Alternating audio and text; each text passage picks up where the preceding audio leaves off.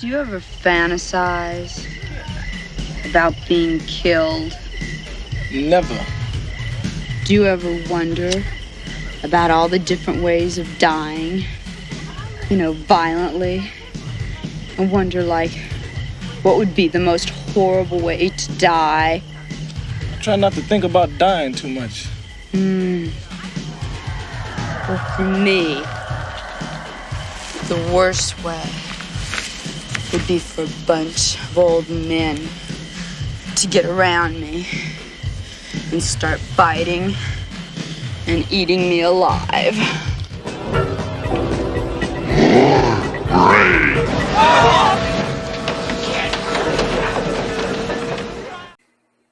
Hey guys, Steak Sauce here from Me Off the Grill podcast. I know what you're thinking. Don't worry, it is not Monday again. Not yet, anyway. I just thought I'd dip my fat toes into the movie review waters. And I figured I'd start with a personal favorite of mine. As a matter of fact, my favorite movie on this planet. That is 1985's Return of the Living Dead, directed by Mr. Dan O'Bannon, written by him as well, I believe. Came across this movie actually a little later in my horror watching career. I don't know, whatever you'd call that, really. It's not a career. Not for me, anyway. But, boy, do I wish. Now, I grew up with, Return of the Living Dead Part 2 and Part 3. Sci-fi played them all the time, when I was younger. I always thought they were, especially given the tone of Part 2, I kind of thought that the whole franchise was just kind of a joke. I thought that was the first movie. There wasn't no Return of the Living Dead. Like, it was a whole, it's Return, and then it starts with Part 2, just some kind of satire nonsense. But lo and behold, around 2008 or 9, probably 8. 2008 sounds right. Let's go with that. Why not, right? I stumbled across The Return of the Living Dead. That's how it was actually inputted on the television guide. I caught it on TMC, I want to say, the movie channel, one of those Stars package channels, and caught it and wasn't immediately hooked. I was watching it. It's kind of interesting how they do tie this movie into Night of the Living Dead, except they got all the facts wrong. The introduction of 2,4,5-trioxin, all that was interesting. But what really caught me is a woman that I would claim falsely was my mother. Story I'll tell on the podcast someday. Someone write this down and ask me about it. So we'll get to that later. A woman that I would claim to be my mother falsely, Miss Linnea Quigley, in that lovely tombstone dance, a graveyard dance, cemetery dance, whatever you want to call it. You guys know me by now. I'm not very bright. You'll have to forgive me. But it was kind of from that point on, and just kind of some of the things that, you really can't kill the zombies unless you completely obliterate them. Makes things much harder. It's kind of immediately becomes a more grim situation. It's like, hey, shoot them in the head, you're good. And I kind of like that about it. It did take me a little bit to kind of come to grips with the fact that the zombies run, but, as people will do, they'll bend the rules to, fit their vision. So as long as they're not running in super speed, I have no problem whatsoever with running zombies. That being said, watching that movie the first time, immediately I started it over. I watched it again, which I don't do too often, unless it's something I put on to go to sleep. Anyway, so this became the movie that for years was, have you seen this? You got to see it. It's incredible. it's so much different than any other zombie movie. Really, I mean, at that time in '85, it was different than anything that was on the market. In 2008, when I first saw it, it was different, and even to this day, it's still completely unique as far as I'm concerned. I have not come across anything like it. I think one of my favorite things, frankly, is the tone of the movie.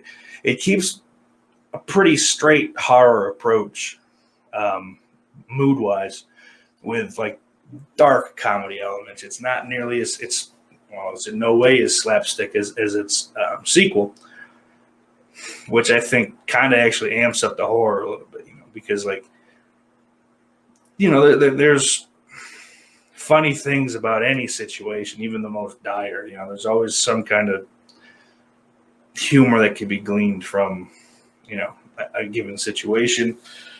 Now maybe you're laughing out loud. You don't need a laugh track for it or anything like that. But I don't know.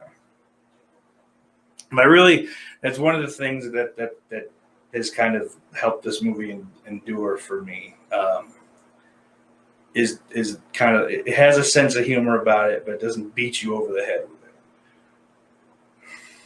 it. And I mean that goes kind of further with the characters. I mean, you get Scuzz, you've got Suicide, Trash, Spider, Bert, Frank, Tina, Freddy. The zombies, Tarman especially. I mean, Tarman is unique as well as kind of the lead zombie, the tank zombie. It's all slimy and falling apart. Alan Troutman did a terrific job making it look like at any moment he could fucking just completely collapse. So you got to give him praise on that. And I think Dan O'Bannon having everyone come in and rehearse for, I believe, 2 weeks before the movie started filming really helped. It shows in the movie. Like, everyone's kind of beat. People are talking over other people, and it almost does kind of help lend itself to looking a little more real. Dialogue-wise than a lot of other movies out there. So you got to give big praise to Dan O'Bannon for that. Yeah, he definitely knew. Not working with maybe top of the line actors. I mean, James Karen and Clu Gulager are lauded character actors from years back. They've been in every damn thing you can think of. But the rest of the cast very young and experienced. As we knew, they kind of needed to be kind of put through the paces. And apparently, a little bit of a slave driver on the set, but what are you going to do? They're adults. Deal with it or leave. I think all in all, as far as MVP of this movie, I gotta go Clu Gulager. I think his turn as Bert, it really put the movie over the top. I know he was kind of a last-second casting as well. I believe Leslie Nielsen had been in talks to play the role. And all due respect to Leslie Nielsen, I'm incredibly glad that for whatever reason that didn't work out, because I don't think this movie would be nearly as good if Clu Gulager was not Bert.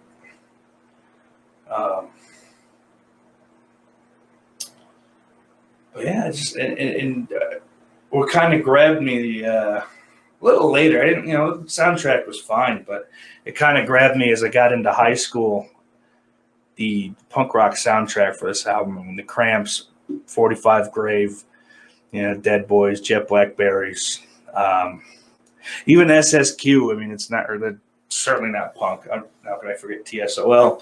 But SSQ, might be my favorite song on that album. Tonight, We'll Make Love Till We Die. It fits. It's such a great soundtrack, and it helps amplify this movie's effect, I think, to another level. It amplifies it to another level. battle I've got on this because I don't know what I'm doing. God damn it. And you guys know it. Bear with me. I'm going to keep doing these. But yeah, guys, let me know your thoughts on this review, I guess, a little bit. Don't be too harsh on me now. I'm a little sweetheart. But, your thoughts on the movie, Return of the Living Dead. Where do you guys rank this amongst other zombie movies? Leave me a comment below.